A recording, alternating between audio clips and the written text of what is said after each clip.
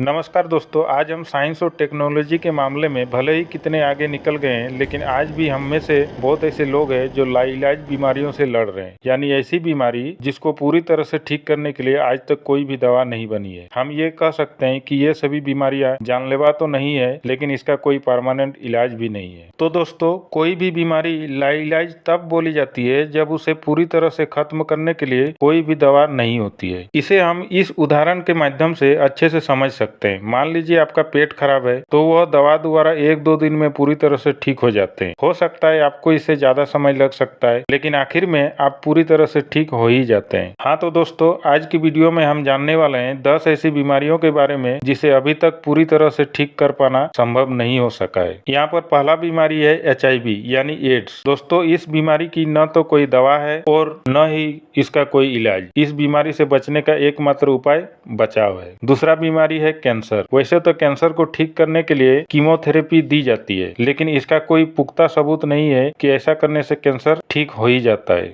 यहाँ पर तीसरा लाइलाज बीमारी है पोलियो। दोस्तों, पोलियो के लिए टीके बने हुए हैं, लेकिन इसे बचपन में ही दिया जाता है। लेकिन यदि इस बीमारी के वायरस एक बार शरीर में प्रवेश कर जाते हैं तो आपका कमर से नीचे का हिस्सा काम करना बंद कर देता है। पोलियो 1 साल से कम उम्र के बच्चों के लिए बहुत ही घातक है। अब चौथा बीमारी है गठिया। दोस्तों, जब हड्डियों के जोड़ों में यूरिक एसिड का लेवल बढ़ जाता है तो वह गठिया का रूप ले लेती है। ये बीमारी किसी भी उम्र में हो सकती है। इसका भी अभी तक कोई परमानेंट इलाज नहीं है, लेकिन मेडिसिन और एक्सरसाइज से इसे कम जरूर किया जा सकता है। पांचवा है सर्दी जुकाम। भले ही कई लोग इसे कंट्रोल करने के लिए मेडिसिन लेते हैं, लेकिन इस बीमारी को 3 दिन लगते हैं आने में, 3 दिन रुकने में और 3 दिन लग जाते हैं जाने में। कोई भी दवा इसे ठीक नहीं कर सकती है।